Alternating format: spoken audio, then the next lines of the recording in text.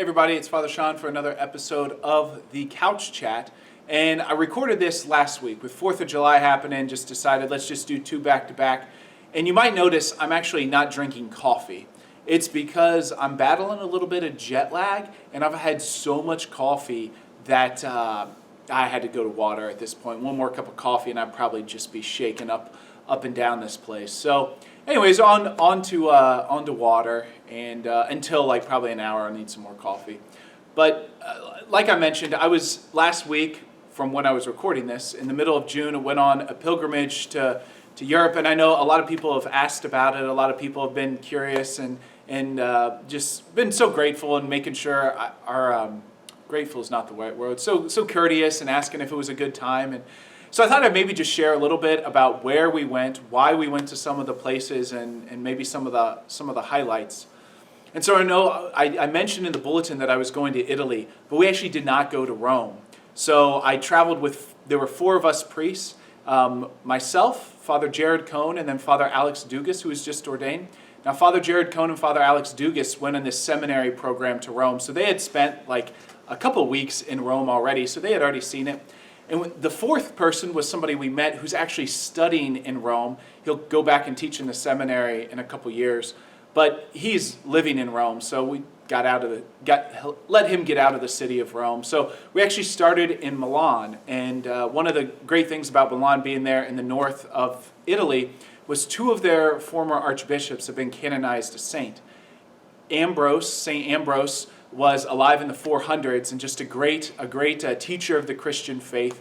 And so his tomb was there, so we got to celebrate Mass nearby and then pray before his tomb. And St. Charles Borromeo is buried in the cathedral, and so he was part of the Reformation, the response to the Protestant Reformation. So just a great bishop, Charles Borromeo. And then while we were in the north of Italy, we went to the city of Turin. Turin, of course, has the Shroud of Turin. We didn't see the Shroud because it's basically only comes out every few years, and so it's under a lock case, but we could pray before it. And also in the cathedral in Turin is the remains of Blessed Pier Giorgio Frassati. So we saw that, and St. Don Bosco ministered there, so we got to pray before him. And then we also went up to a lake one day. So St. Charles Borromeo was a very wealthy man before he basically spent everything on the poor in Milan. And so the place he was born and kind of his family's islands were on this lake. And then from Milan, we went up to Trent. So Trent is famous for hosting the Council of Trent. So the Council of Trent formulated the Catholic response to the Protestant Reformation. That was doctrinally, so clarifying some of the Catholic teachings. And then also the reforms, like just kind of the governance that needed to change in the Catholic Church at the time. So that all took place in the cathedral in Trent. So we got to be there for a day. And we kept heading north from Trent and went into the Alps and stayed at a city called Innsbruck. And Innsbruck hosted the Winter Olympics on 2 separate occasions. Just a beautiful place. A lot of great Catholic history in Innsbruck there too, and got to go up into the Alps a little bit. I mean, just spectacular place. And then finally we ended with a handful of days in Munich. And one of the priest who was from Rome had stayed in Munich to learn German at one point in his life. And so we got to stay at the parish he stayed at, and it was a great spot right in the center of Munich. A lot of really beautiful churches in Munich. We took a day trip also to go to a Marian shrine called Altolting, which is probably the most popular German pilgrimage site. So we got to go there.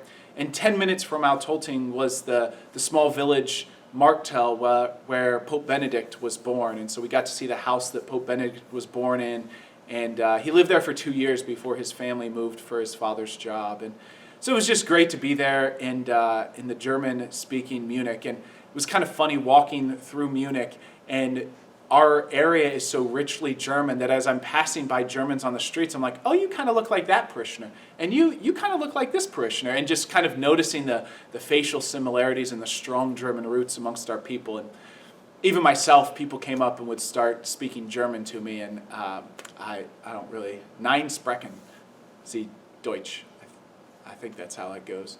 So anyways, a lot of great little experiences, but so to put it, the gist of it was we saw a lot of saints, right? We got to see maybe about 10 different remains of saints. A lot of beautiful churches. I mean, absolutely spectacular places to pray, to celebrate Mass. A lot of history of Western Europe was there with the Holy Roman Empire. And then just a lot of beauty, right? A lot of the beauty of the mountains, the beauty of a lake, the beauty of God's creation. And a lot of fun times spending time with friends. You know, as the four of us were going on this trip, it was spending time with the boys. And so we just had a really blessed time spending this time together. And who knows when we'll get to do that again. And I know a lot of the priests in the Archdiocese were jealous that the three of us got to spend this much time with our friend who's studying in Rome, because he was just delightful to be around. So thanks for all of your prayers. Thanks for your curiosities. It really was a very blessed trip to get to see where the Lord has worked in so many people's lives and the great monuments that people have built towards our Lord, and to get to experience the faith of different places. So just a beautiful time. So thanks for your prayers. Thanks for letting me get away for a little bit. It's always nice to get away, recharge the batteries, and come back with some energy. So God bless. We'll hopefully see you on the next Couch Chat, and look forward to seeing you. Maybe I did see you at the St. Joseph 4th of July Festival. So God bless, take care, and have a blessed summer. It's good water.